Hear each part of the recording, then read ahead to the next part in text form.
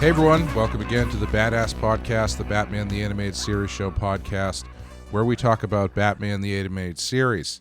My name is Clay McCormick, and with me is Sean Murphy. Sean, how you doing? Good, man. We made it. We finally got through all of quote-unquote Season 1. Yes, we have or Season made 1 it, and 2, sorry. We have made it to the end of what is officially known as Batman the Animated Series. So we may as well stop at the 1 yard line and just end the episode here and say thanks for everything and shut the whole show down.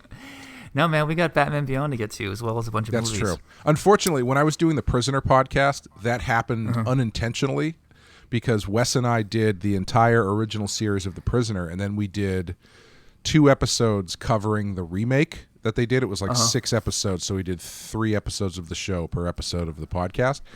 And I just lost the audio for the second half of the remake, so we never finished it. So we kind of unfortunately pulled up right at the end of the show. But fortunately, I guess nobody listened to it anyway. So it's funny because I listened to those a couple years ago. I was just bored and lonely, and I'm like, I miss Clay's voice, so I put it on. And I've never seen The Prisoner, so I have this weird visual in my mind. That must be bouncing ball on a British island with a bunch of guys named after numbers. Yeah, that must be a very fascinating mental image you've created of that show. Yeah. I would love to, years ago, Jack Kirby tried to get a Prisoner comic off the ground, and he did maybe like half an issue or a full issue or something. So it's The Prisoner through Jack Kirby's eyes, and he knew the show, so he was working off what the show looked like. I would love to see a drawing of what you think The Prisoner is based on just listening to our podcast. I did an experiment with myself once. I don't know why, because I'm a psycho.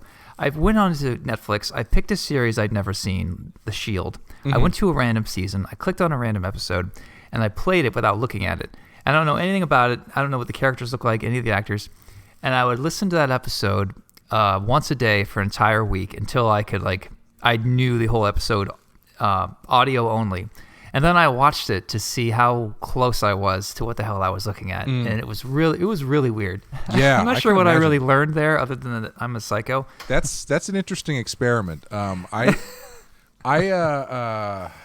did something it's not exactly like that, but I remember getting the soundtrack to Kill Bill Volume 2 before I saw the movie, and I loved the soundtrack, and I listened to it a million times. And so I had a very specific idea of where I thought these songs would be used in the movie. Oh, wow. Yeah, and I was wrong on all of them. And when I saw the movie and I saw the use of the songs, I was like, yeah, okay. Not what I was expecting, but I guess this works too. So it was very strange because, you're going off of what you know from the first movie, and then these other songs, and what do you think they're going to mean, and where do you think they're going to fall at certain crescendos and whatnot. And I was just completely off. Yeah, man. Kill Bill is one of my favorite Tarantino flicks. I know it's not usually on people's top 5 or whatever, but for me, I think that series, those movies did a lot right. Yeah, definitely. It's also a really interesting kind of line drawn in his career where he goes from fairly light on violence to just high on violence up to 11, basically everything after that. Yeah, I heard someone say the reason that they switched to black and white in Volume 1 during the battle with the 88 Keys is because there was so much blood that they couldn't get a decent rating. Yeah. But then I heard that he did that artistically just because he wanted to, as a nod to, whatever deep cut film he was into. I'm not sure what the truth is, honestly, to this day. And I don't even know, for that matter, if he fought to have it released all as one giant movie or if the studio forced him to do it as two installments. Well, I will say the reason that I've never bought that movie on any format is because I have just been endlessly waiting for the deluxe edition where they put them together as one long movie, but I don't think that's ever going to come out. I think it might exist in Japan. It's been 15 years, man. I think it's time to wave the white flag. Hey, guy can dream, can't he? Yeah. Anyway. And speaking of strong female characters, as in nice Beatrice, segue. let's talk about Babs. Yeah, we're going to talk about one episode because this damn show is odd-numbered. And then we're gonna talk about John Wayne for another 30 minutes. Dude, oh my God. Yeah, I'm here for it. I wrote a list of all the... we're going to talk about the final episode, which is Batgirl Returns, and then we're going to do kind of like a reflection on the entire series as well as we can. Because we are, like I said, we are at the end of what is known as Batman the Animated Series, and everything kind of changes moving into what is on the DVD season 4, where they change. It changes over to the new Batman Adventures. So, we'll take a quick break, and then we'll jump into Batgirl Returns.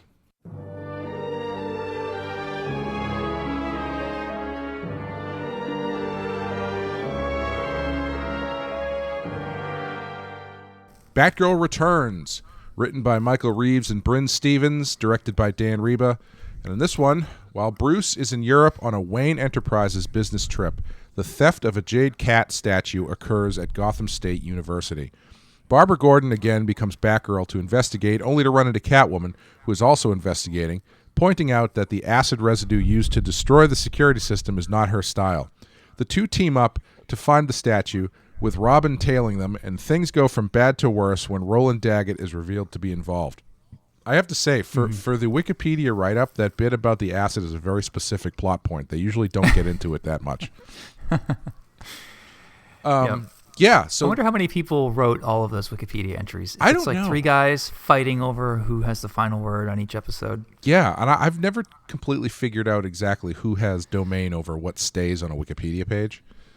So Richard Dawkins tested this out once, because when Wikipedia was new, he thought it was bullshit. How is this possibly going to work?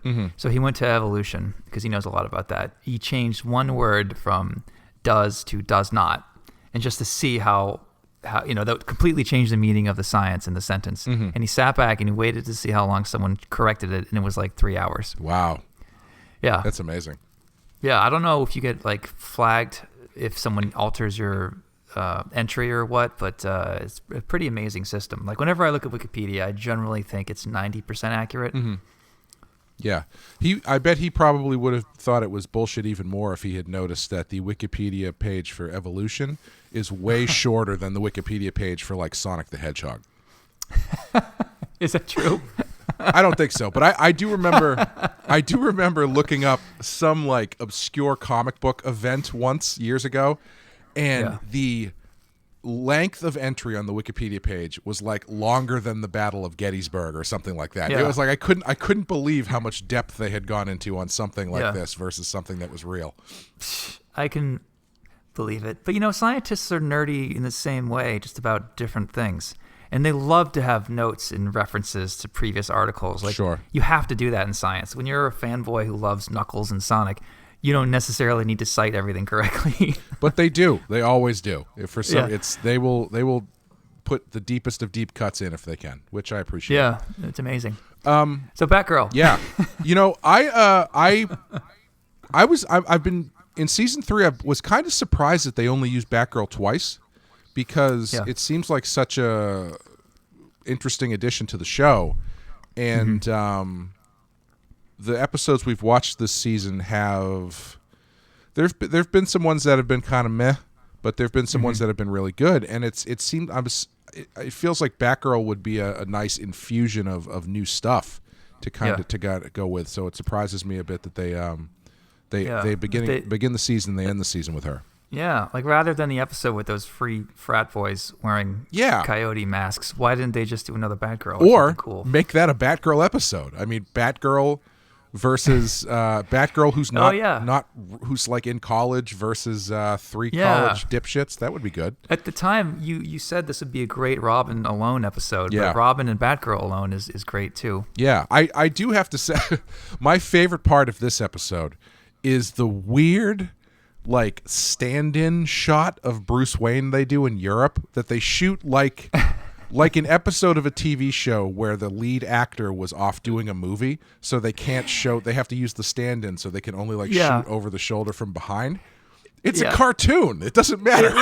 But it looks green screen. It looks totally cheap. It does. It looks like they hired Bruce Wayne to come in or didn't want to interrupt his actual vacation. It's hilarious. It's really funny, and it's really strange. A strange choice for a cartoon where none of that stuff matters. But I hope that was on purpose. Yeah. What do you think about? Because this was the first time I ever thought about Batman and Batgirl together. Because it starts out with this fantasy where she imagines that she's almost about to kiss Bruce Wayne after she saves his ass or whatever. What do you think about that? I don't have a problem with Batgirl having a crush on Batman. I have a big problem with Batman reciprocating that crush. Like I think the beginning scene is great. I like that flashback a lot. I like that it gets broken up by shithead Dick Grayson outside of her window. Yeah. But I under no circumstances would I be okay with Batman and Batgirl having a relationship. Yeah, I mean, what movie was that where it started out where they banged on the roof? Oh, the Killing Joke cartoon. Yeah, it was a rewrite. A comic book. Two comic book writers rewrote. No, it's. I think Azzarello added that stuff in. Yes, he wrote the cartoon. Yeah. So I thought he was helping Frank Miller write something too. Is that a different thing? That completely? Was Dark Knight 3. Oh yeah, the book. Yeah, I got it. Okay. Yeah, that's when Frank Miller looked like he might not make it because he had some severe health problems, and then luckily he bounced back. But yeah, Brian Azzarello was like the guy that was swooping in and helping properties for a while, you know? And then he took Killing Joke and he added this whole scene that isn't in the book where Batman and Batgirl basically have sex on the rooftop. Is that correct? Yes, and then Batman ghosts her and she gets so mad that she quits being Batgirl. I don't remember that in the comic. No, none of that happens in the comic. The first half an hour of that cartoon is all new stuff, and none of it actually has any bearing on the actual Killing Joke story. You know, what drives me nuts in comics is when they get two characters romantically involved and they don't earn it. You know, it's basically what amounts to a barroom discussion. Hey, what do you think if like Batman made out with Batgirl? Do you think they would like do it? Do you think they would like be together for a while? Like it never really has much depth to it. It's always just like bullshit you talk about while you're drunk. Whereas there's a serious case to be made for Catwoman because she's sort of set up that way. You know what I mean? Right. But you know, even when I was playing with Harley and Batman having a friendship or maybe more, I got a lot of resistance from people who were like, I don't know. But after like 2 volumes, I'm starting to see people go like, okay, yeah, you've led up to this for a while. I think you might have earned it. Yeah. I think I think the Batgirl and Batman thing is much more the first version of what you're saying, where it's like, well, not only is it that it's not earned, but also it's just this weird power dynamic thing that is not comfortable at all. Yeah, I agree with you. I think she might have a mild crush on Bruce, but I don't think he sees her that way at all. No, I would. And it was such a stabbing in the back of Commissioner Gordon, you know? Oh, absolutely, yeah. But I do really like the opening scene of this, where it is this sort of like, you know, schoolgirl fantasy about saving Batman from Joker and Penguin and stuff. That's great. Yeah. And I didn't look it up. I was going to, but I forgot. Does Dick Grayson know that Barbara Gordon is Batgirl? Undisclosed. I know that. I think they always shy away from actually answering that. Because Bruce does, right? It's revealed in the next season that he knew because he made it his business to know, but he never told Dick. Okay, I couldn't remember if at the end of the first Batgirl episode, the understanding is that Batman knows that Barbara is Batgirl, but Batgirl doesn't know that Bruce is Batman. But I couldn't remember if Robin knew. So I misspoke. So Batman, we find out in season 4, Batman does know who she is. Mm-hmm. Robin does not. He never tells Robin. Gordon does not know that she's Batgirl, and it's unclear if she knows who Bruce Wayne is.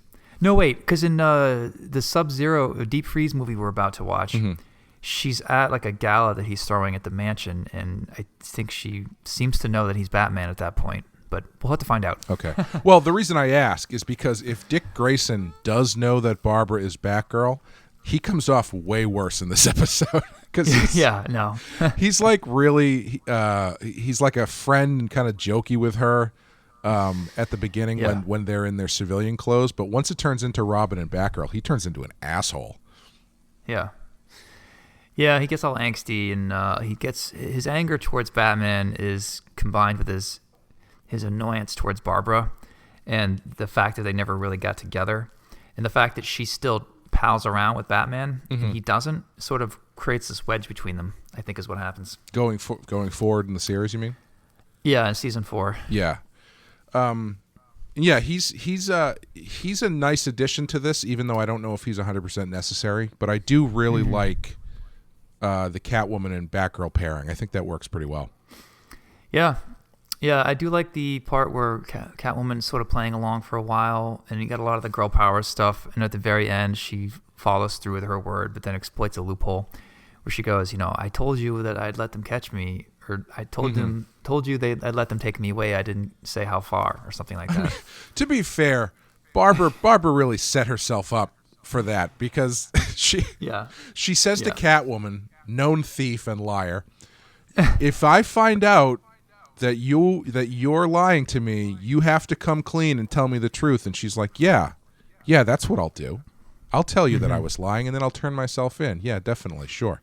I don't think she's got a lot to learn being a superhero. Yeah, I would have added a thing at the end where it looks like Catwoman wins, but then you see that Barbara put a tracker on her because she knew she was going to do that, and then you just kind of end the episode. The chase will continue, type of thing. Yeah, I actually don't mind the way it plays out, because one of the things that I like about this episode is that Batgirl is not a fully formed superhero yet. She's still pretty green. You can see in the way that she deals with Catwoman, and also the fight that she gets into at the end. She's still needs some help here and there. She's not a professional quite the way that Robin is, or the way the Catwoman is, and I appreciate that, because I like there being a bit of a learning curve for a new character in a position like that. Yeah. To get to the end, the scene that I would want to draw is probably the opening scene, because you have like 3 great villains there, or maybe there's 4. You've got Batgirl, you've got Batman, you've got an almost kiss. Like if those are 5 pages of artwork, then you're going to easily be able to sell those. Oh, sure. Yeah. Those would be great. That's a great scene to draw. I actually, much like the stand-in shot of Bruce Wayne in Europe, I thought that opening scene was funny because it was all of those famous villains, but they weren't saying anything. They were all, like we couldn't. Budget wouldn't allow. Yeah, we couldn't get the voices to do this scene, so we're just gonna have them like very, very silently creep up on Batman. Yeah, you must not be able to recycle previously recorded dialogue. Like, what if you have tidbits of Mark Hamill saying generic things? Could you have reused them in this and kind of hidden it a bit and not had to pay Mark Hamill? Well, I was actually wondering, because when Joker gets like punched out or whatever, he does make some noises. He goes like, he makes some like groaning noises that did sound like Mark Hamill. But I don't know if that was newly recorded groans, or if maybe they just cherry picked from old stuff and maybe tossed it in there. Isn't there a Simpsons joke about this? There's a voice actor who did the Roadrunner, and he goes, yes. Fun fact, they only paid me to say meep once, and then they redubbed it as meep meep, or something like that. Yeah, that's one of the voices for Itchy and Scratchy, yeah. Okay, that's what it was. That opening scene would be a lot of fun to draw, and I actually would even like to draw through the completion of it, which is where she gets pulled out and she is Barbara being woken up by Dick outside the window. Yeah, that would be a lot of fun. Yeah, Barbara being woken up by Dick. that's a much different comic. How long we have to say Dick Grayson? The first thing that pops to mind anytime I hear his real name is a cock. Well, when we were watching it, when she wakes up, Barbara goes, "Thanks, Dick." And my girlfriend chuckled because she was like, it sounded like she was calling him a dickhead. Like, thanks, Dick. Yeah. Like, if I could go back in time to 1940 and go, listen, let's not call him Dick. Let's just call him Peter. Trust me. Anything other than Dick. I mean, as far as names that double as cock names, that's more of a lateral move, but I guess it's not quite as... I know.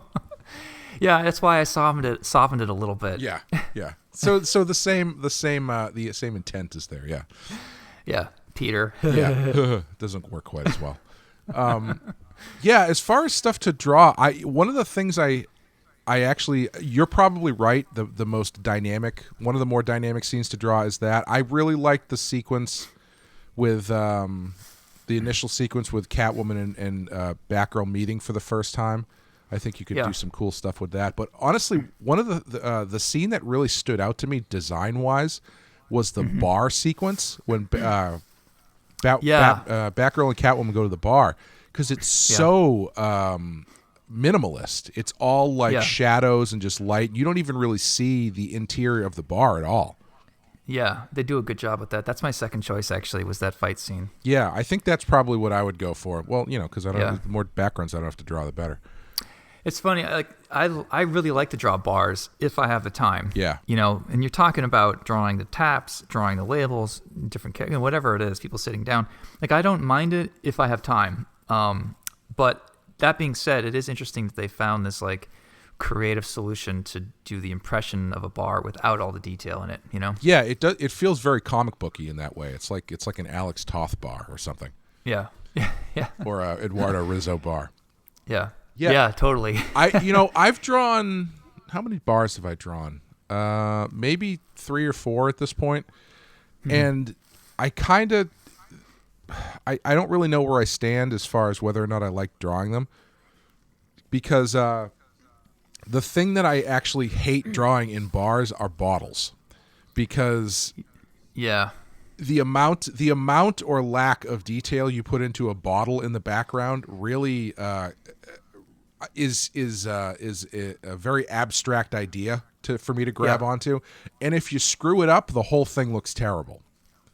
Yeah, you either go all in on drawing every single label, which takes up half of your day, or you find a creative workaround. Right. Yeah, and if you do one bottle on the bar that's not the right proportion to the other ones, it seems weird. And bottles actually as shapes are more difficult to draw than you think they are.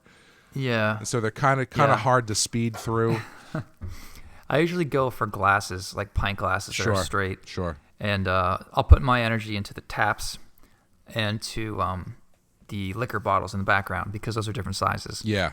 But I'd rarely have I done a bar where it's like everyone is drinking Coors Light bottles and they're all in diminished perspective perfectly. Yes. Yeah. I also always foreshorten, or I should say, don't foreshorten the bar enough. So when I lay it out, the bar, if you actually were to look at it in correct perspective, if you were looking at it from the side instead of perspective, the bar would be like 25 feet long or 200 feet long. So that's something that takes a little bit of wrangling to get right as well. Yeah. It's funny. I had a pint glass called the Stacked Deck, and it was a licensed item from Batman animated series or whatever, and I loved it, and it just had the logo on it from this episode.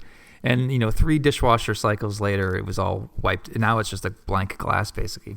Oh, that sucks. But it made me think about how interesting it would be to do a series called The Stacked Deck, and it takes place in a bar, and it's through the eyes of the bartender, who may or may not be working with Gotham City PD to try to see what's going down on the street or whatever. I don't know. It could go a bunch of different ways. You have the ending. It turned out the bartender was actually Batman in disguise the entire time. And then, which opens just which at the end you go, oh, of course. But then you think about it and go, wait, has he been working here for like 3 years? It's his night job. What did you think of the return of Roland Daggett? Oh yeah, I've always liked that character. I always forget about him. Yeah, I don't really have much to say. What do you think about it? I thought it was interesting just because he actually pulled from episode continuity more than they usually do. Like he referenced other stuff when they got to the place. Catwoman references that this is the place where Daggett created the Clayface stuff and also the stuff that turned her into the cat person for that one episode. Yeah, which is they tend not to do that on this show. They don't really harken back to old episodes and reference stuff like that.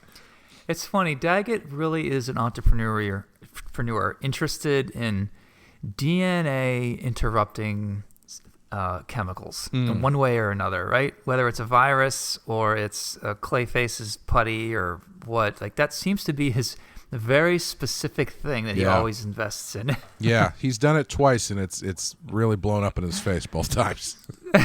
He's in a movie too. I think it's called Rise of the Cat or Batwoman Oh, or something. sure, yeah.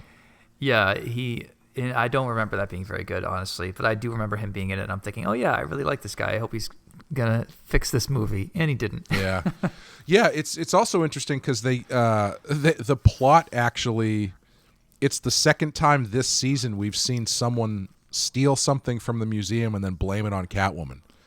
Because Scarface did that with the priceless taxidermy animals. Yeah. I feel like Daggett's plan was a lot better though, because he stole something that was like objectively valuable. Yeah. Instead of the taxidermied corpse of an extinct animal, which I feel like a very small circle of people you can flip that to. Yeah, it is kind of specific. I don't really have anything else unless you want to get into rating. Yeah, we may as well. I think overall, this episode is really strong. I like this one quite a bit. Yeah. I don't know if I would say it was one of the best ever, but I thought it moved really well. I thought the character stuff was great. Mm-hmm. The pairing of Batgirl and Catwoman I really enjoyed. Yep. Yeah, I like that a lot. It's nice to see and maybe this is kind of setting the stage for the season 4, because I feel like they do it more in that season. Maybe I'm misremembering, but it's nice to see an episode without Batman that doesn't feel like it really needs Batman. You know what I mean? Yeah. Like Batgirl and Catwoman are two fully fleshed out characters that you can put in a story together and it will work.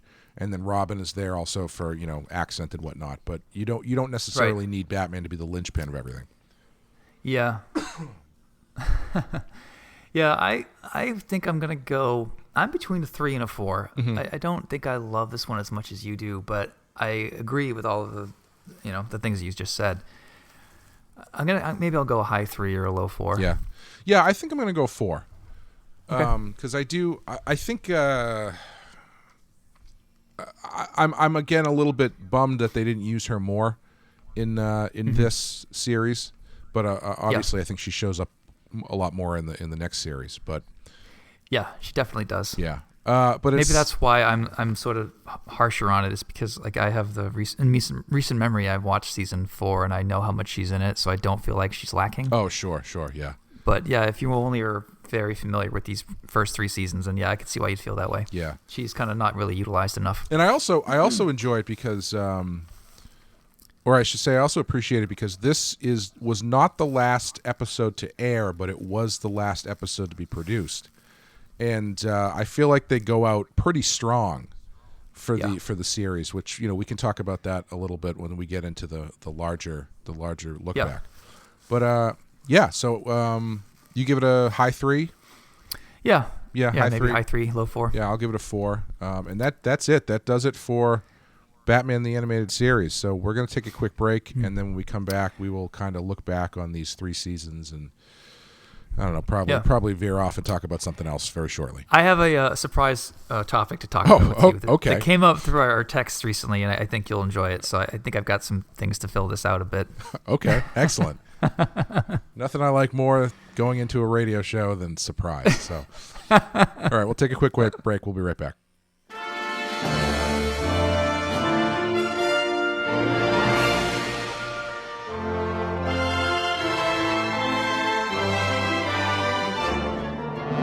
Okay, we're back. Do you want to start with your surprise topic? Yeah. Okay, let's hear it. I've had this theory lately, and I hit you with it yesterday via text, where there's this, and it's something that I think you do, but I think we all do to some degree. So I didn't mean to accuse you, but I feel like when a movie or a show is really, really, really good, but not quite there, some people get really picky at that point. Whereas if a show isn't supposed to be good and it happens to be okay, people go to bat for it like crazy. And I think it has to do with something with the uncanny valley between what's good and what's bad. And the one example I'll give you is we were talking about Almost Got Him. Sure. And you were about to give it a 4, and I fought you hard on that's bullshit. This should be 5. I don't care what little niggles you have. This is an episode firing on all cylinders. Blah blah blah blah. But I'm guilty of doing that as well, and I'm just curious if you think that that's a thing people do. Like when it comes to a Star Wars movie, maybe it's not as it's better than you thought it would be, so people go to bat for it. But if it's almost close to a home run, people really pull out their electron microscopes and really start nitpicking. You know what I mean? Is that a phenomenon that you think happens when people review things? Yeah, I mean, it's kind of. I don't think it's really that unnatural to do, because isn't that more frustrating? You know, like I don't know if I would say that things that are meant to be bad being better, because I think that gets into a gray area of like what does that mean meant to be bad versus meant to be good. I think everything people are making is always trying to be good. But I think people do that probably because it's that much more frustrating when you get something that's like right on the precipice of really knocking out of the park, and then they just like they don't stick the landing to some extent. Yeah. Like for myself, I noticed I was getting really harsh with Stranger Things. Mm-hmm. I loved the first season. I probably give the season 2 an A-. There's more that I love about it than I hate. Mm-hmm. But when I first watched it, I could not stop talking about the things that really bugged me. And if you videotaped me talking about it, it would look like I was on a fanboy rant about something I hate. And I don't hate it. I just didn't like that one episode. Right. And I had a few other things about it that didn't work for me. But I felt like I was being too hard on it. And I don't think that that's fair, even though that's something that we all do from time to time. Well, I mean, I think it's a few things. I think you are looking at it probably with a bit of an analytical eye as far as storytelling and stuff like that. So if it doesn't, as I do as well, and many other people do, and so if it doesn't really line up with your ideas or preferences for storytelling, then it's going to be that much more frustrating. Yep. And also with a show like that, I think, and especially with stuff that has a longer pedigree, say like a Star Wars or a Batman or something like that, the mm-hmm. longer the characters are around and the more familiar you believe you are with them, mm-hmm. if they don't track to the way you think they should be played, then you're going to get that much more angry about it, or many more problems about it. Right, yeah. Like, I have a lot fewer problems. Well, I guess at this point I've been watching Star Trek for like 5 years, but I tend to have a lot fewer problems with Star Trek than a lot of hardcore Star Trek fans do, because mm-hmm. I am not as fluent in the world as a lot of other people are. So when I watch an episode of TNG, like the one where Beverly Crusher falls in love with the Candle Ghost, mm-hmm. I fucking love that episode. I think it's great. Oh God, that's like everyone's top 10 worst. It's awesome. I love that episode. It's fantastic because it hits a lot of stuff that I enjoy, and also I like the fact of how silly it is and how ridiculous it is to put an episode like that in a Star Trek show. But you know, so like I am not. And we get into this on our Star Trek Discord. We have a lot of people when we talk about. If you want to join up for the Discord, you can sign up at patreon.com/PenskeFile. It gives you all the access to that. But we have a lot of the talk about specifically, I guess, Star Wars and Star Trek. Yeah, can get very minute in as far as the things being pulled out. Like, we're in the middle of watching Star Trek Discovery right now, and mm-hmm. someone the other day was going off about the technology on Discovery not matching up with the one on Enterprise, and multiple mm-hmm. people were like, that isn't actually something that happened. And they were like, well, it still bothers me. It's like, oh, okay, you don't like the show, we get it, and now you're going in on why you don't like it. It's fine. You do what you got to do. Yeah. But yeah, I think when it's something, the more personal the property gets, then the more attached you get to it. So if you know, if Batman all of a sudden starts pulling out a gun and shooting people, everybody goes, well, Batman shouldn't be shooting people with a gun. Yeah. Yeah, what sparked this was we were talking about Mandalorian, mm-hmm. and I am not a giant Star Wars fan. I love the first, the original movies, mm-hmm. of course, and I will go to bat for Return of the Jedi. I think that speeder scene is one of the best car chases, quote-unquote, in cinematic history. other than that, I can take it or leave it. Like Mm-hmm. I was bummed out by the prequels and the newest movies or whatever. So when Mando came out, my expectations were like, here we go, Yeah. And I was so happy that it was any kinds of better than anything else that has been being put out in the past 10 years. I immediately felt like Mandalorian is the best live action Star Wars since 1983, period.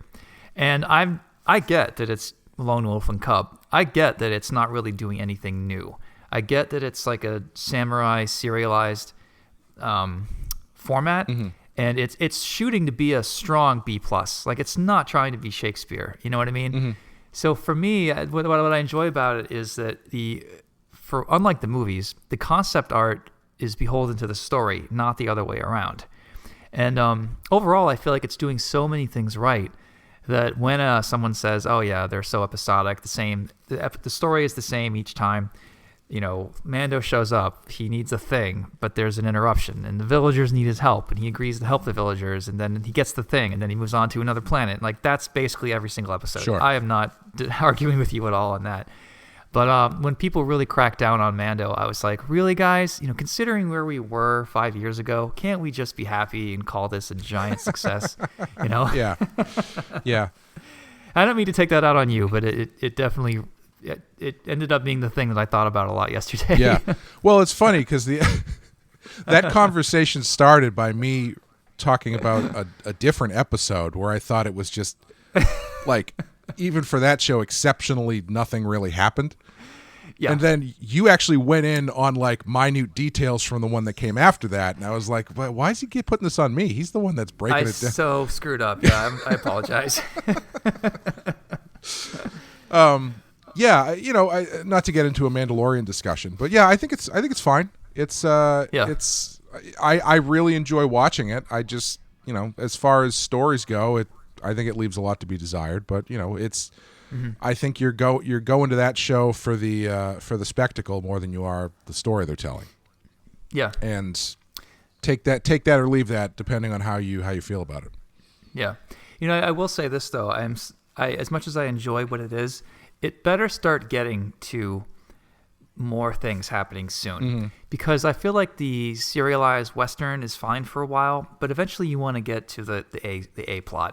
Like, what is really going on here? Is Mandalorian going to learn how to use the Force a little bit? Is he going to really become this baby's dad? And give me something deeper than just a bunch of Westerns in a row. So should we come back to this conversation in like 6 weeks and see if you've flipped on this now? And maybe. And you've gone from, I don't know why people rip into Mandalorian to you ripping into Mandalorian. Is that what we want to do? I mean, because I've heard you defend things that are not nearly as good as Mandalorian.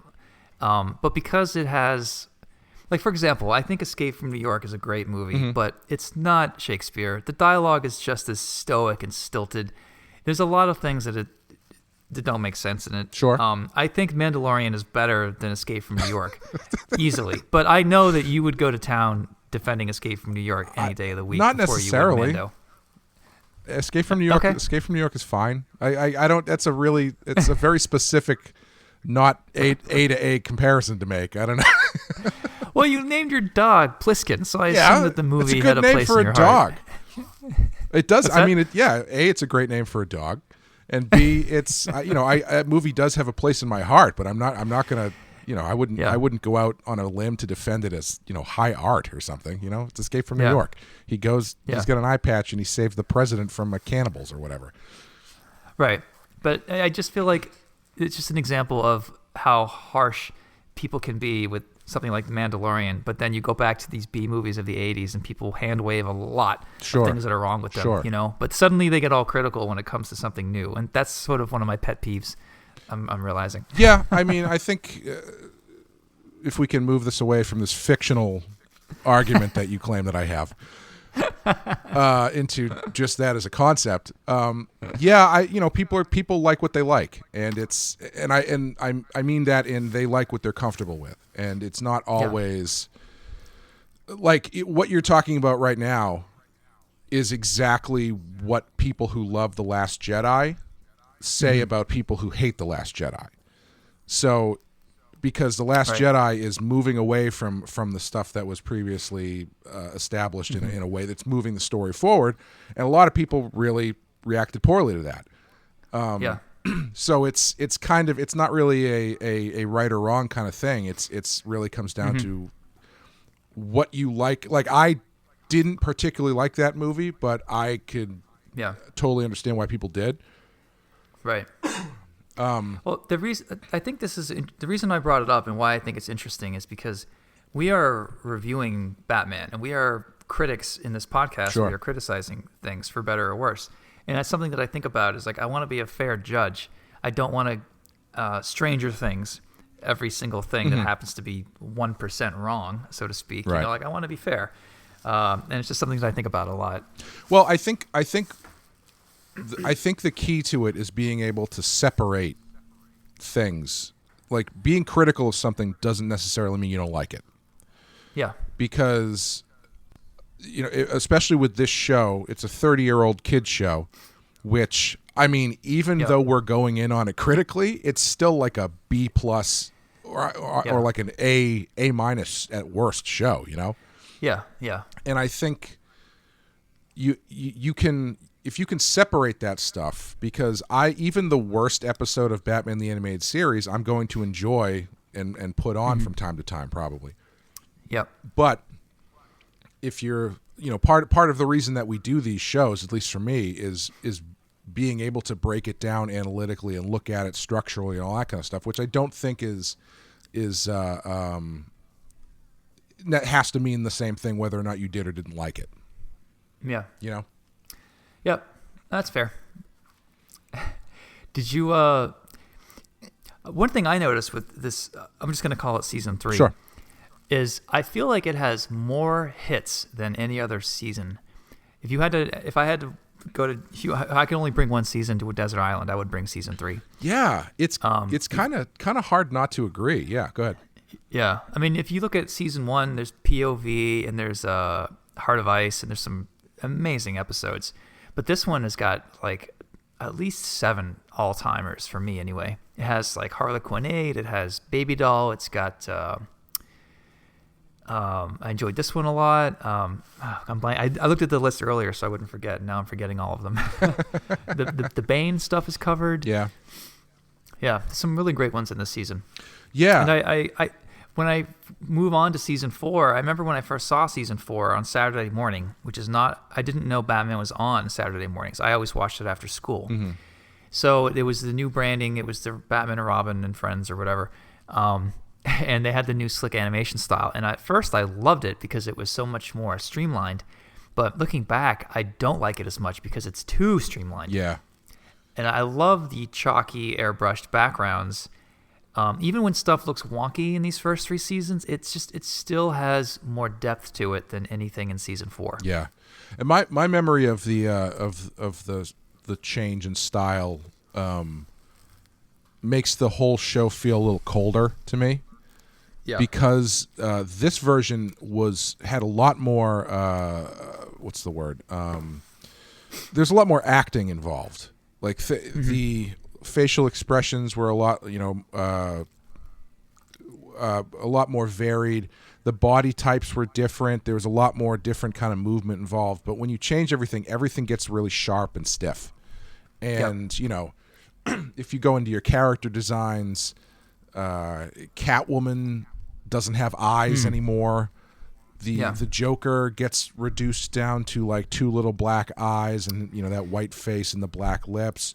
Batgirl also he doesn't gets have her red lips anymore. Yeah, Batgirl gets her eyes whited out. Nightwing gets his eyes whited out. You kind of Tim Drake, his eyes are all whited out. You kind of lose a little bit of that level of empathy, or if that's the word to use. Yeah. But I did like that Robin and Batman, they actually match more. Yeah. In season 4. Yeah, they do. When you get rid of the green on Robin, because green just doesn't work with Batman. When you have Batman who's black and white with a bit of yellow for the belt, and you have Robin who's black and red and a little bit of yellow. Yeah, like it just makes more sense. And even with Batgirl there, she has a little bit of blue on her, but not much. Like they really sort of went all in on the warm color palette with them as a trio. Yeah, like there's some really great decisions that they made. She switches to basically black and yellow, I think, for the most part, right? With like a little highlight of blue on her head, I think. Exactly. Yeah, exactly. Yeah. And I think design-wise, that stuff it looks great. But if you're comparing, I mean, we're talking about these two things as though we're comparing them having watched everything already, but just my memory of it is it feels colder. The characters are a little less accessible. Batman, Bruce Wayne goes from warm Bruce Wayne to basically just Batman without his mask on, which I don't really care for. Yep. The Batmobile also becomes a rocket rather than like a guttural engine sound. Do they change the design of the car? I can't remember. Oh yeah, the car, the plane. The plane is more of a jet, whereas the one in seasons 1 through 3 is basically the Tim Burton style. Mm-hmm. I don't know if there's more hits than there are misses, to be honest. Yeah. I guess we could get more into that when we get into season 4. Yeah, I'm just looking forward to doing Legends of the Dark Knight, which is probably my favorite episode of the entire series. So, yeah. But yeah, as far as looking back on the show, you said the thing about season 3, and I was like, yeah, it's kind of hard to disagree. But then I was like scrolling back and looking at them, and I'm like, I don't know, they do have so many great, at least episodes that stick in my head, whether or not we gave them 5s or whatever at the time. But like, I'm Beware the Great Ghost. You got Heart of Ice, the Clayface 2-parter. You've got the Two-Face 2-parter, even though we were kind of like, wishy-washy on that. I think what they do really... POV is in there. POV. That's all season 1, right? I think so. Yeah. It's an amazing first season. Maybe, I don't know, maybe that is better than season 3. I can't decide. It's tough because we're coming off of season 3, and season 3 has the most... let's put it this way. Season 1 is all about introducing characters. Mm-hmm. Season 3 is all about pushing those characters forward in one way or another, because all of the villains, the theme of this season seems to be, what if the villains decided they wanted to change their lives? And you don't get that unless you've got 2 seasons worth of Two-Face episodes or 2 seasons worth of Riddler episodes, Yeah. Like, I think this season has the most 4s and 5s. I'll say that. Yeah.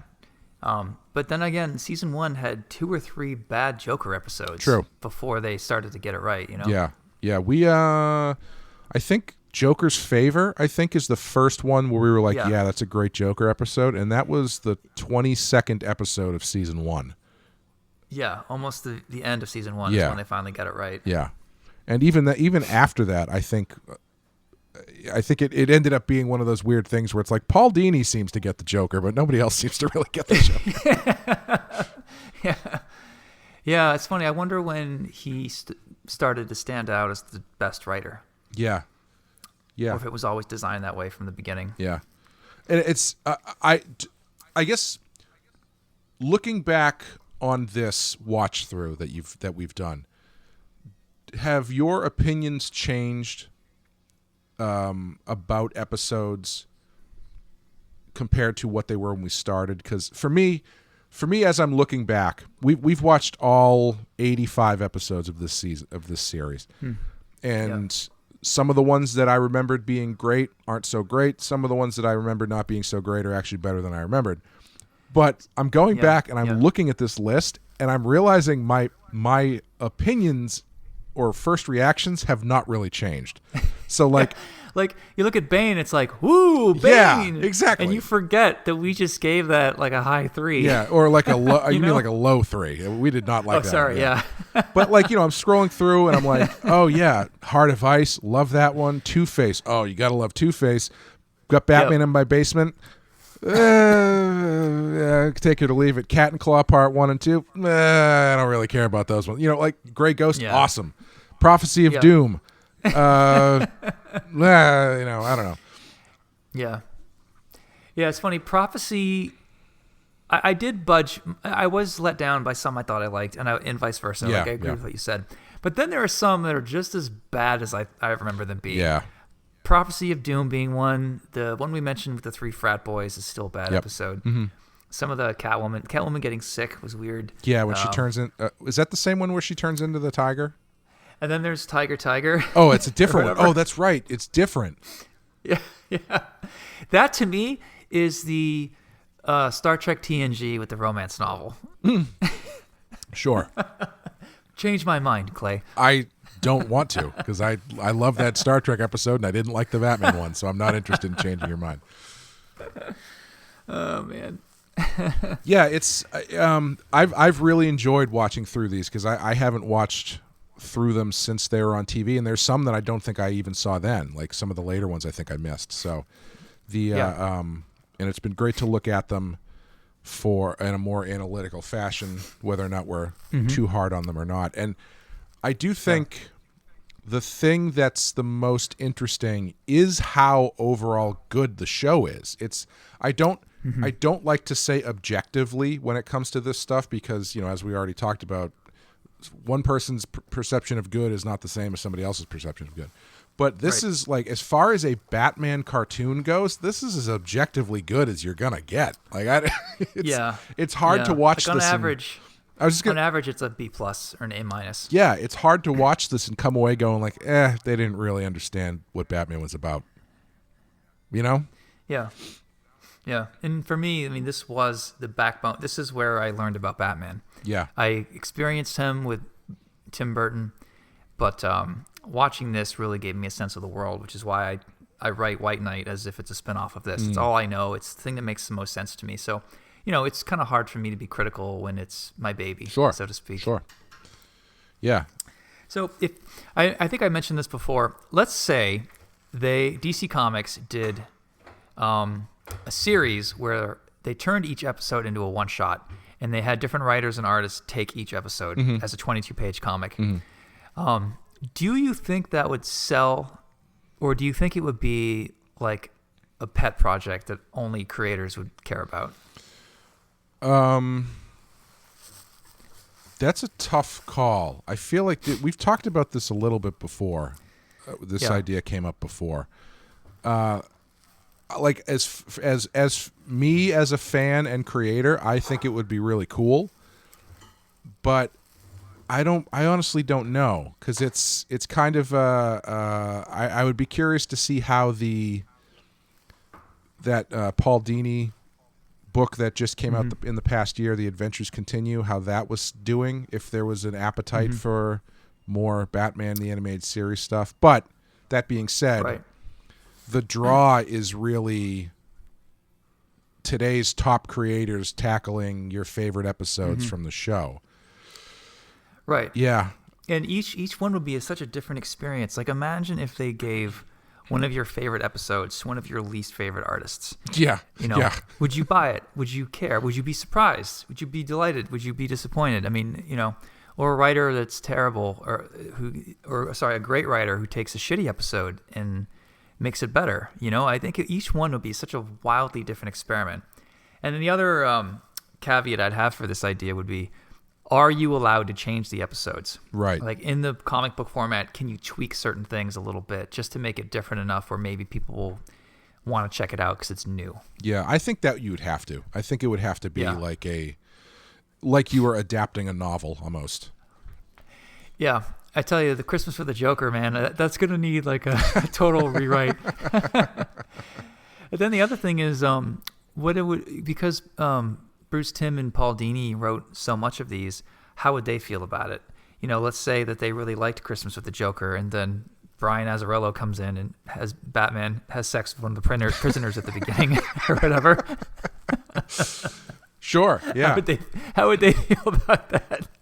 Yeah, I mean, I don't know. It's 30 years ago, so maybe they would be just happy to get the residual check. I don't know, but yeah, I would love to bring this up to DC, but then I would also say as a caveat, I want to take the Grey Ghost, or I want the episode of my choosing because I came up with this idea. Yeah, I think that's probably understood, that you could probably be okay with that. Yeah, and then the artists I don't like, I would give them the shitty episodes. Okay. So in this scenario, you have total control. where it's like you get to pick the teams for all of these episodes. So if yeah, man, it's just like White Knight. This is how I do things from now on. Haven't you heard? So you'll pick an episode. You'll pick an episode you hate and give it to a team of people you really don't like. And then you'll end up stewing when they turn that into a fantastic issue of comics and it actually rockets them past you in career-wise. Well, I remember, I didn't name names, but I told you how one time I took very specific revenge on an artist I don't like by giving him a great paying gig, by giving him the shittiest cover with a car on it because I know he hates drawing cars. Yeah. And I don't know if he ever knew that I was doing that. Yeah. Or if he thought, hey, that's so generous. Like, man, I thought you and I were in a fight, but I guess I'm wrong because you're offering me gigs. Sure, I'll take the cover. Wait, I have to draw the cover with a car on it? Yeah. Like, did he figure it out?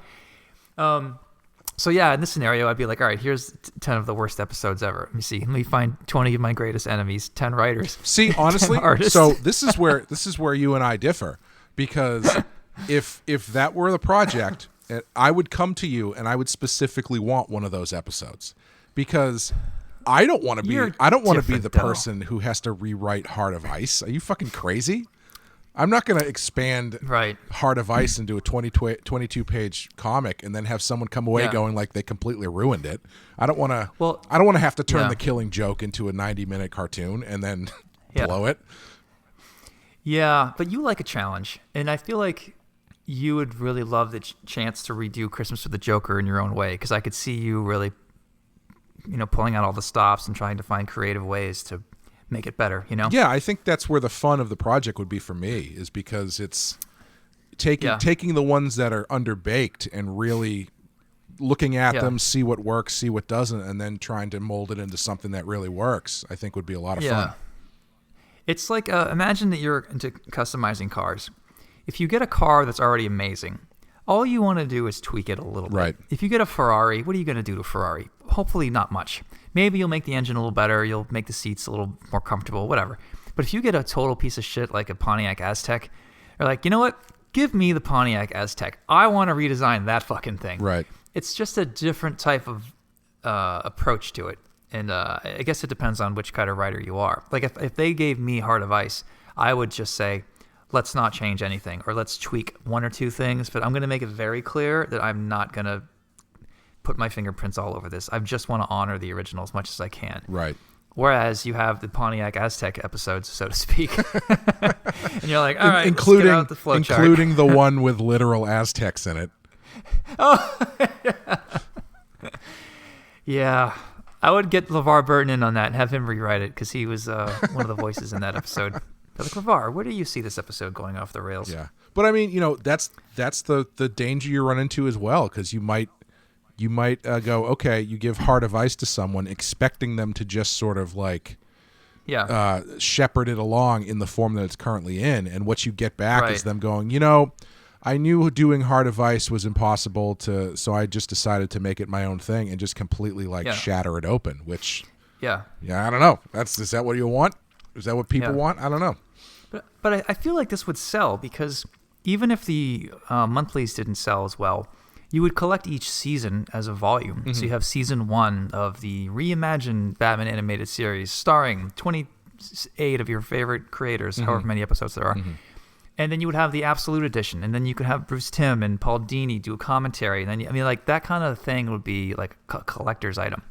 I could see people spending big money on that stuff. You should specifically get this idea off the ground, so you and I can do an issue that then gets critiqued by Paul Dini and Bruce Timm, completing the circle of analytical analysis of Batman the Animated Series. When they have their podcast we're reviewing Sean and Clay.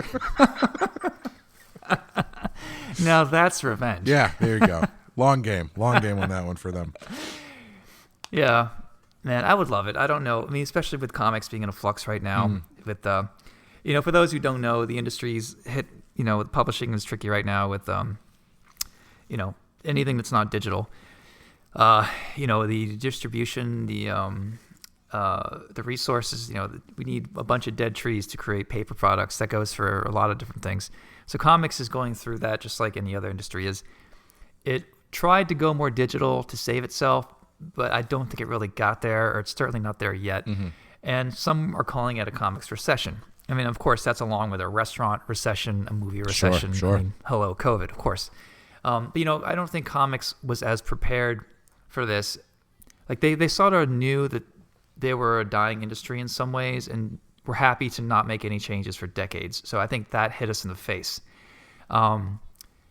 So as far as, like, an idea like this coming out now, like taking a big chance, like, I don't know if that's a good...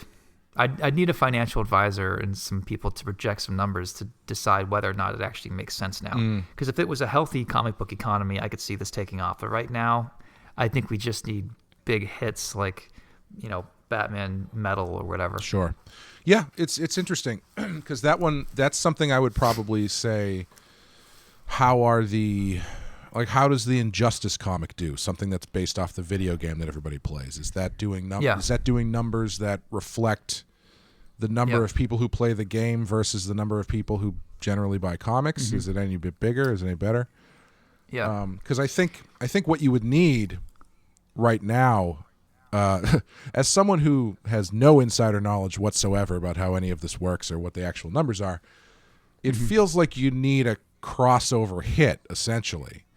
Because I think comics ended up, the last 30 years of comics have been comic books becoming harder to find and harder to get. Yeah. And the digital thing not picking up the slack as much as everyone hoped, I think. And so what you would need is something where you could bridge that divide, where it's like, this is going to be something comic book fans pick up. This is going to be something that people who are fans of the show pick up. This is something people are going to, but which is obviously easier said than done, because it's not like they're not trying to think about that every time they make a comic book. Yeah. Right.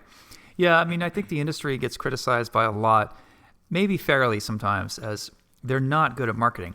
And they have professionals who work at Marvel and DC who do this for a living, but they seem to get this reputation. And I don't know. There's different theories about what they're supposed to do about it. Are marketers just in charge of protecting the brands and not rocking the boat? Or are they in charge of taking chances and really trying to boost sales? Are they on their back foot all the time, or are they on their front foot, so to speak?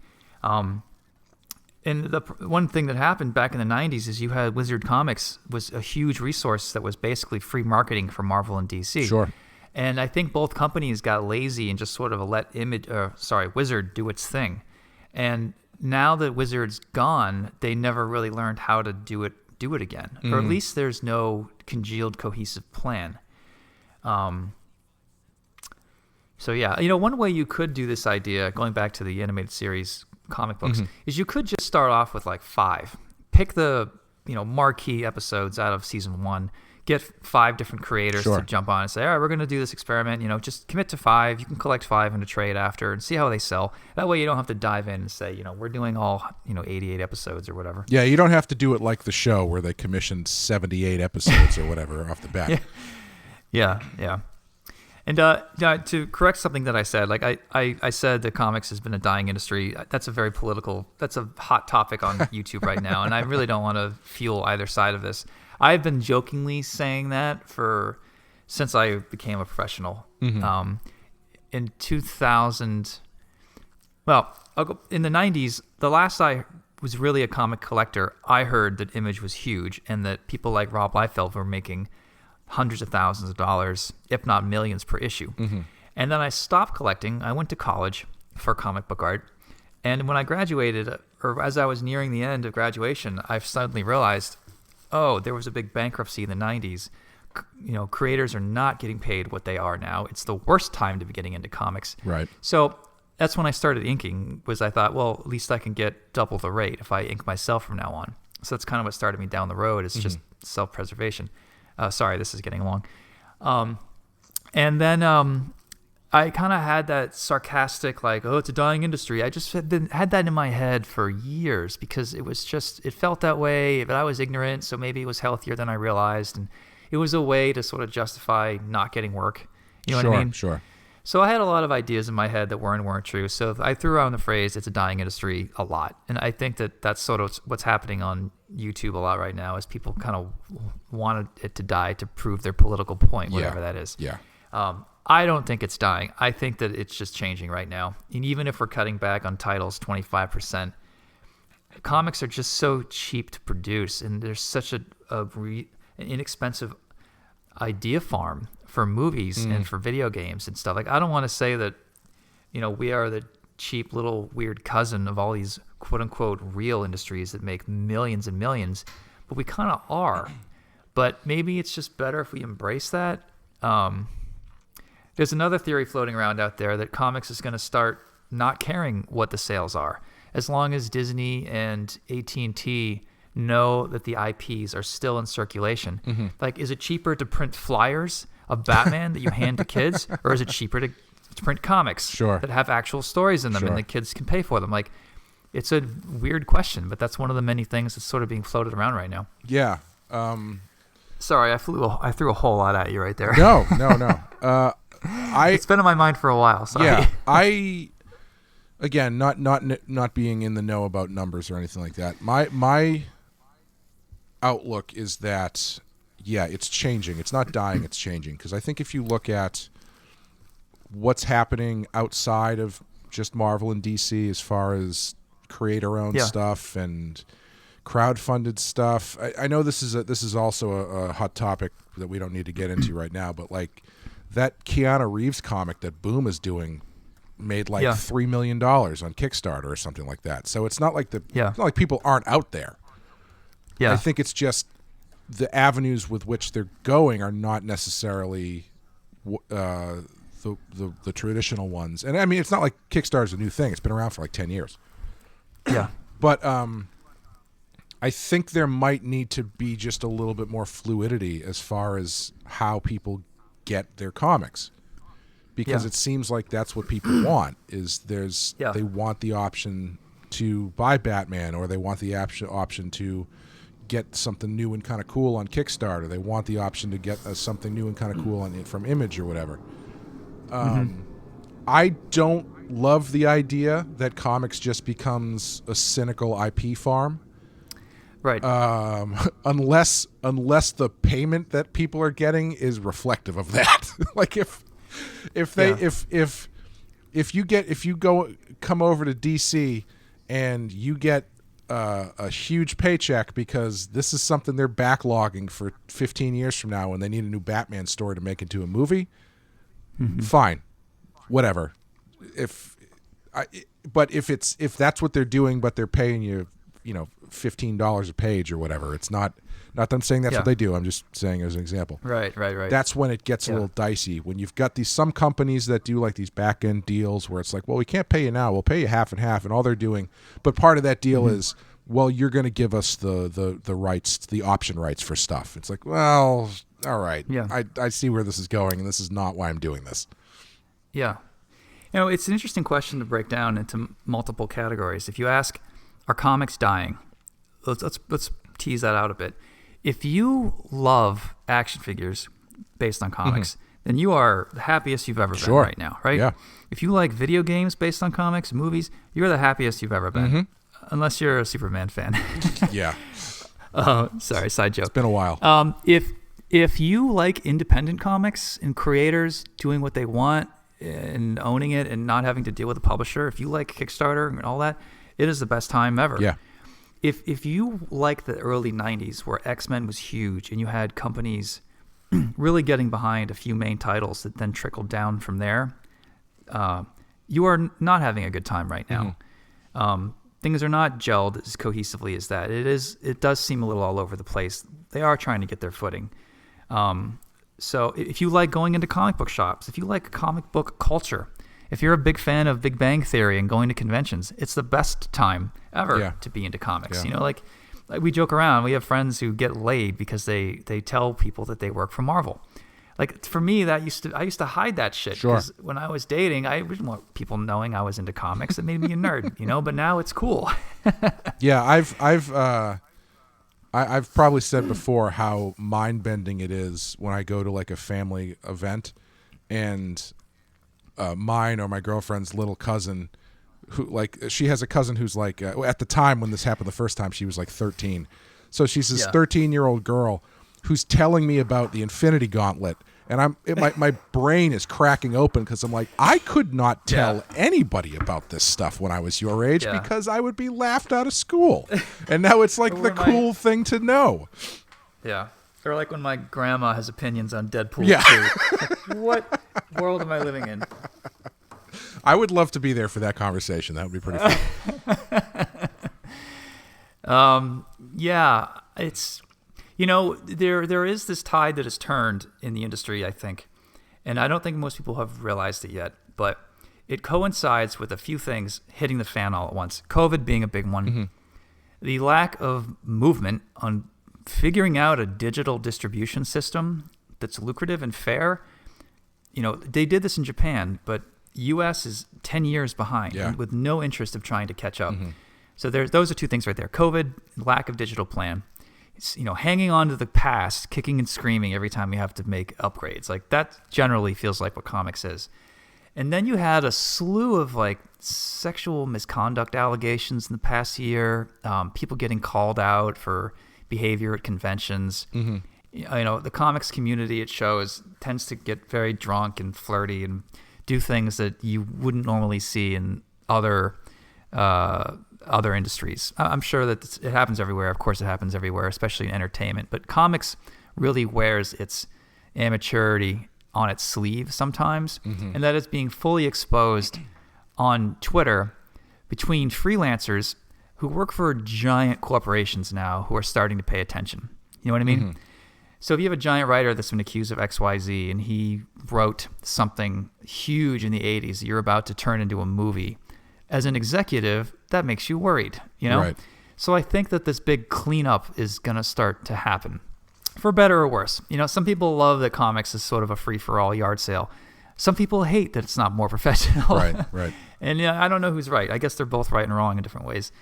And then you have, Marvel was bought by Disney 10 years ago now, but only now, again, because of COVID, are they really putting everything together with things like Disney Plus and trying to figure out the best way to make as much money off of Marvel and Lego and Star Wars as they can. Mm-hmm.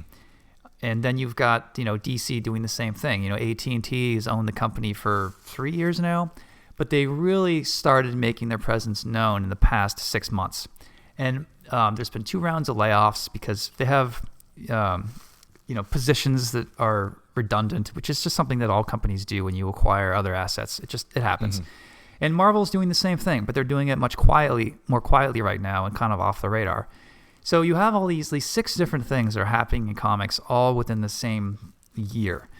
The idea of DC just being a publisher who answers to no one, that is over. Mm-hmm. And it's over with Marvel. Like, comics has basically been run the same since 1940 to 10 years ago. And then things started changing, and now we're starting to see the new comic book companies, and they are part of giant corporations. And you're going to start to see them try to tie in brand cohesion. Mm-hmm. So is it going to feel like mom and pop anymore? Probably not. Is it going to feel like evil corporations in suits are running things? Probably. Yeah. Will it be more lucrative? Hopefully. Yeah. Will creators get screwed out of things more and more? Maybe. Yeah. Will you have more action figures? Definitely. Hey, win for everybody. Yeah, and I'm really not stating any of my opinions here. I'm sort of trying to state the facts as I see them. So I'd really beg to differ on anybody that accuses me of putting my own slight on this. I feel like what I'm saying is pretty undeniable, but no one wants to admit it. But I guess we'll see in the comments section. Yeah, I think it's going to be interesting moving forward. You mentioned brand cohesion, and this recap of Batman the Animated Series really turned into a weird conversation about I love it, man. Numbers. This is my favorite podcast that we do. I know that you like to stick to the format, but I'm sorry. No, it's not that at all. I just think it's funny how sometimes we can go very much off the rails and sometimes not. It's part of the fun. We haven't even gotten into John Wayne yet. No. Next time. But honestly, I guess that means something different to everybody potentially, but I kind of wish there was a little bit more brand cohesion in terms of, I've said this before, when you've got someone who's watching a show on TV and then they go in to buy a comic in the store and the comic that says The Flash features none of the characters from the TV show, they're going to go, I don't know what this is, and they're going to leave. And maybe that's cynical and too business-minded of me to say, but I think on a certain level, that option has to be there, you know? Otherwise, what's the point? Because, like, I think there's room for both. Like, I loved it when Marvel did the Ultimate Universe, because then they were running two simultaneous things for everybody. You had the people who loved the continuity from the past 40 years or whatever, and then you've got people who want to see a new take on stuff, and you got both sets of people.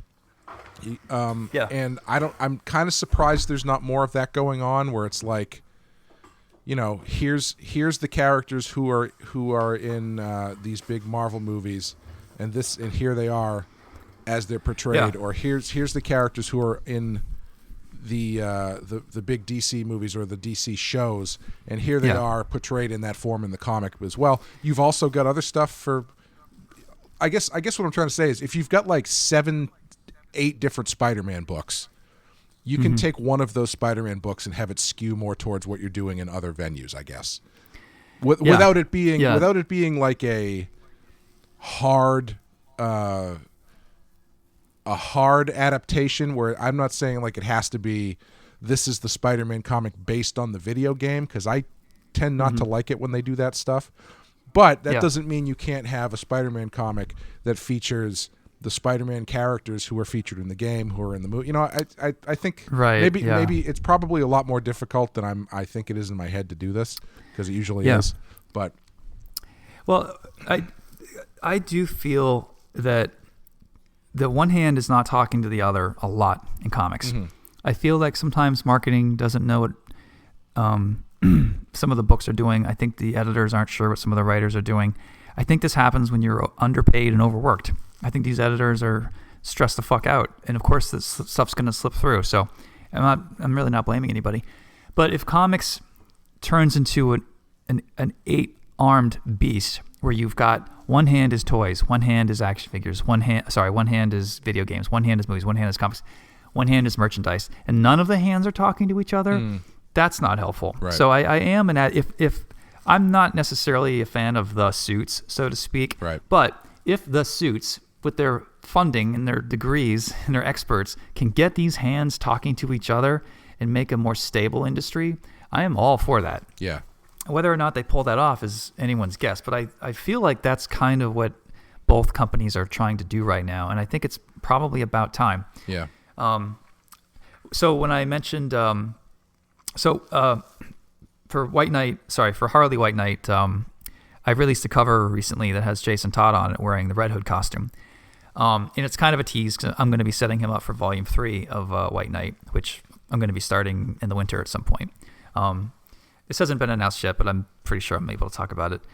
Are we breaking news on this show? Never. Keep in mind, this show is going to come out the second week of January, so it might already be out by then. Right. You know, I've leaked so much that they've never caught. It's because I ramble on too long, and it's just hard to nail down. So if I tweet something, then they're going to see it. If I say it in a 90-minute, there's no way they're going to. So when I do Volume 3, I am going to feature Jason Todd in it, and Volume 3 also has Batman Beyond in it. I believe that there's talks of doing a Batman Beyond video game in the style of Arkham Knights. I'm not sure if it's just some rumor or whatever. But then I heard that the producers or developers of this game wanted to talk to me and ask me what I had in mind, because they were already thinking Red Hood, Batman Beyond, and here I am sort of accidentally stumbling on the same idea. And these developers aren't always writers. They're probably curious what I'm going to do or what anyone's going to do. So I'm glad that they want to get on the phone and talk and see what's possible. I don't think that the games are going to be White Knight games, obviously not. But if they can say, hey, if you really like that thing that happened with Jason Todd and Batman Volume 3, you might like this new game, because we touch on some of those things. It's not the same world, but we sort of follow the same threads.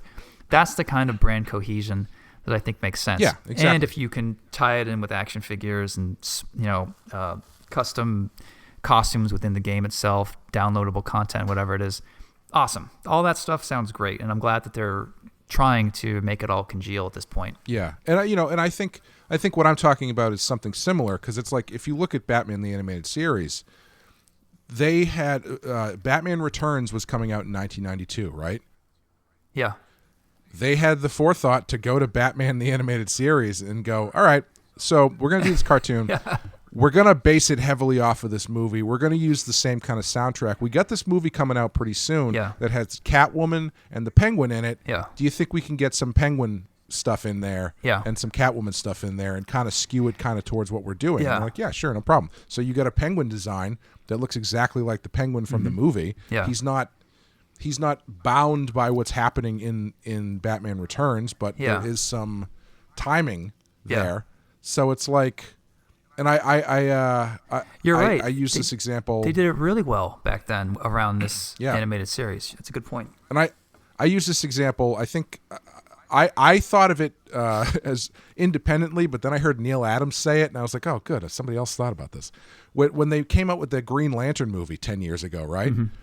They used Hal Jordan, who, as far as comic book people are concerned, is the Green Lantern that everybody thinks of. Right. But they forgot that everybody who was familiar in pop culture outside of comics with Green Lantern knew Green Lantern through the Justice League cartoon show, which was Jon Stewart.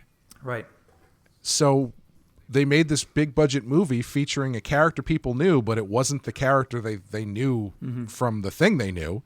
So there was this disconnect there, so nobody went to see it. It didn't help that the movie wasn't very good. Yeah. But you know what I mean? It's the same kind of idea where it's like, I'm not saying you got to do comics that are adaptations of the video games that are coming out, but it's like, oh, we got a video game coming out or a movie coming out that features this character. Yeah. Can we do 6 issues featuring this character for the next 6 months? Yeah, no, the rollout for it was great because you had the 89 movie. You had the sequel, which spawned this cartoon. This cartoon spawned 25 years of merchandise and new storylines and new characters like Jon Stewart.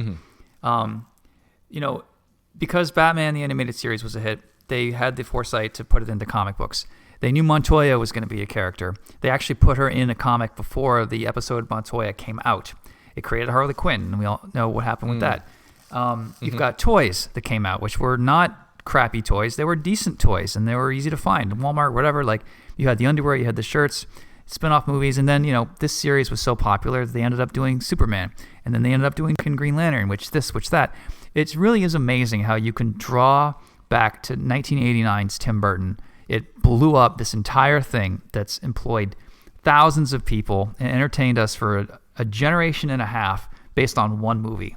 Because if this cartoon wasn't a hit, you would not have seen the Superman follow-up. You would not then get to Jon Stewart as Green Lantern. You know what I mean?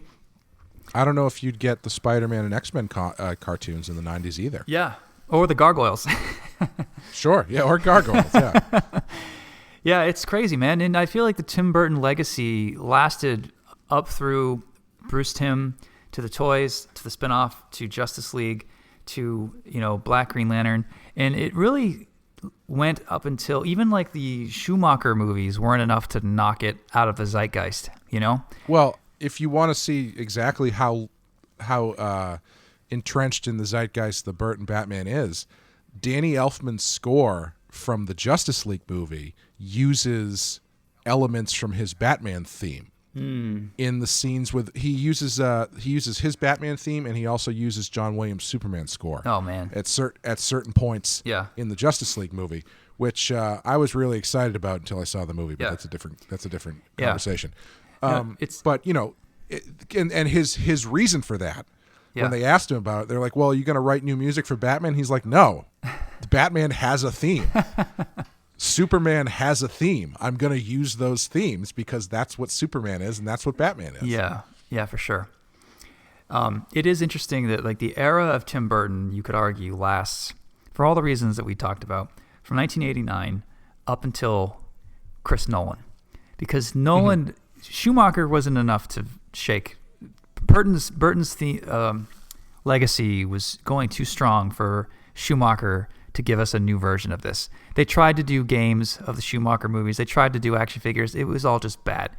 So then we sort of tripped along until we get to Chris Nolan. And that was the first time that the button had actually been reset in a significant way.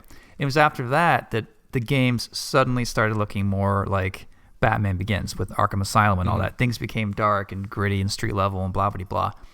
So you have like the Burton era, which lasted more than 30 years. The Schumacher era was never an era. You have the Chris Nolan movies, which you could argue were still in that era unless they come up with a giant clear hit that takes it in a new direction. And right. I would argue that the Zack Snyder stuff wasn't the clear springboard that they hoped it would be. Right. But right. it's maybe too soon to tell. Yeah.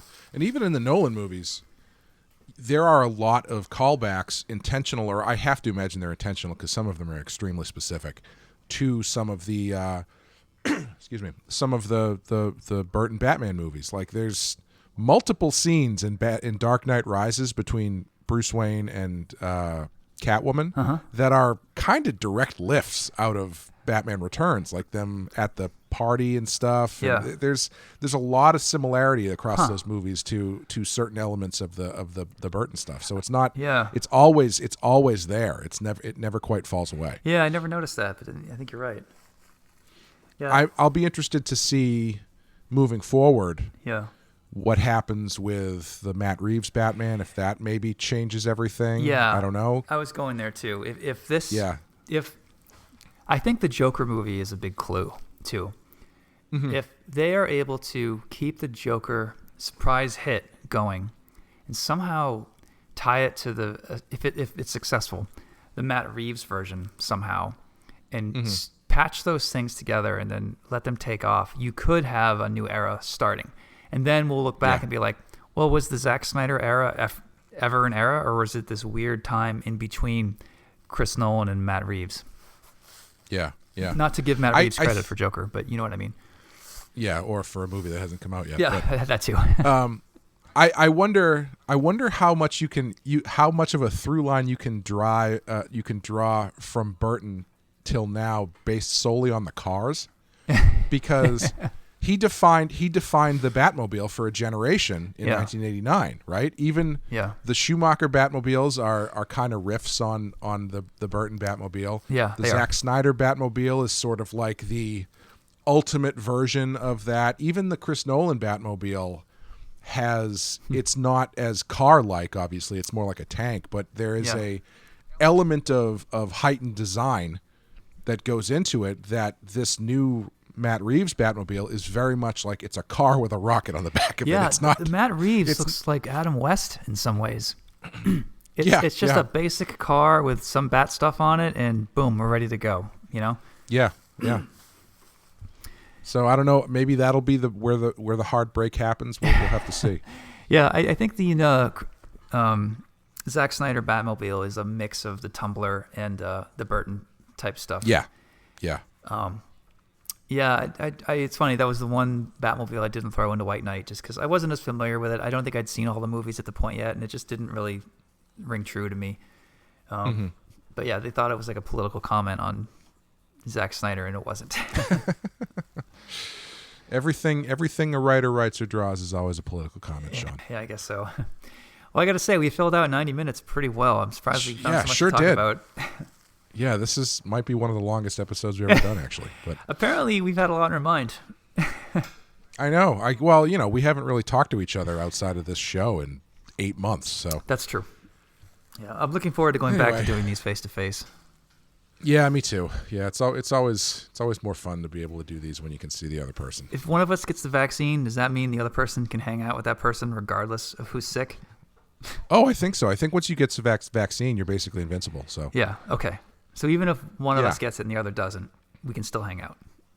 Yeah, and like if I get the vaccine and then you're going to get hit by a car, if I push you out of the way, I get hit by the car, I'm fine. Totally fine.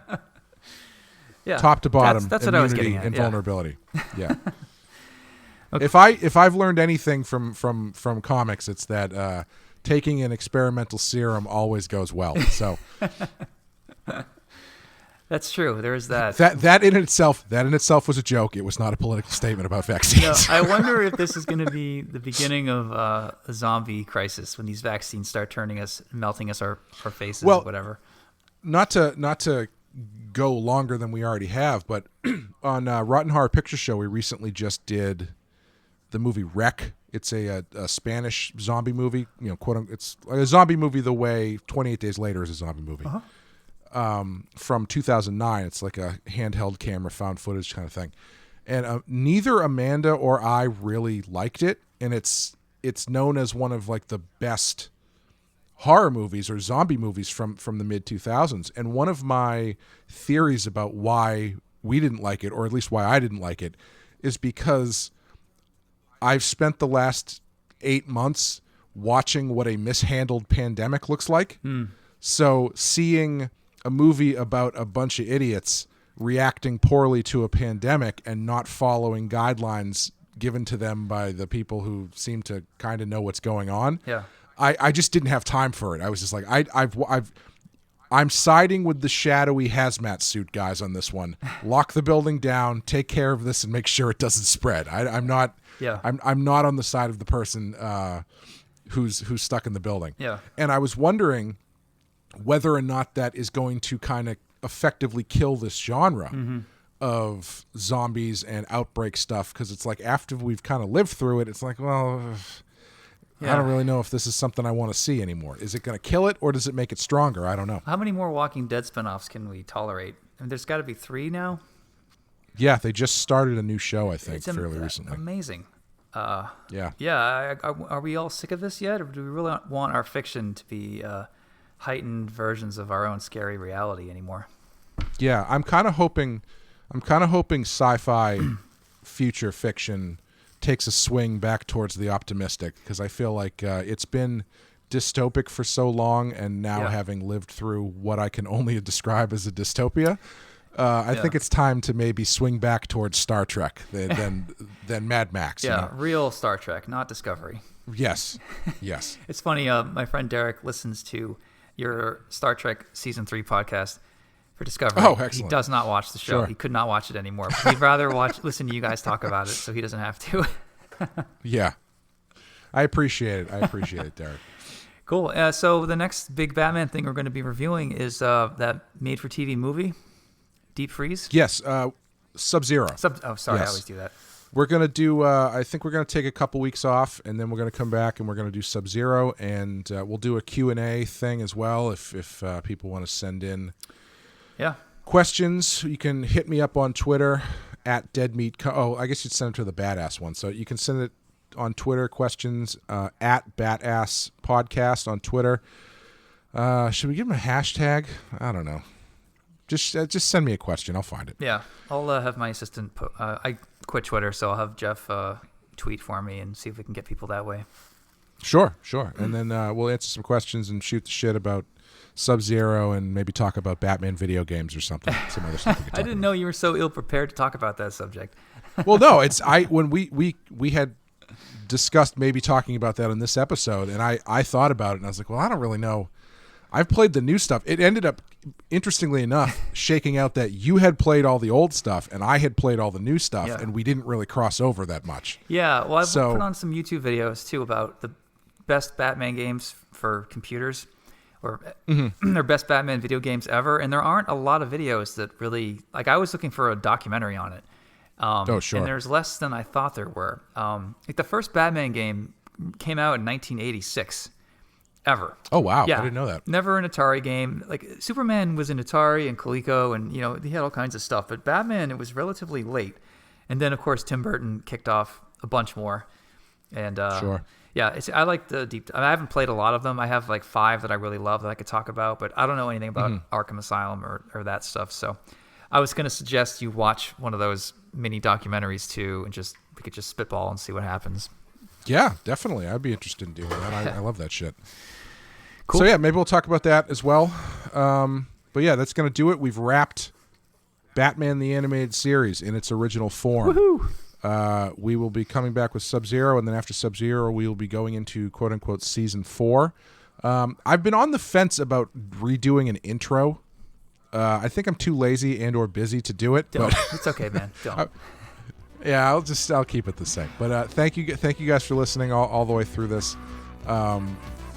If you'd like to leave us a rating or review on iTunes, that would be great. You hit us up on Twitter or Instagram. that would be awesome too. And we will be back soon with Sub-Zero. Thanks, guys. Let the good times roll.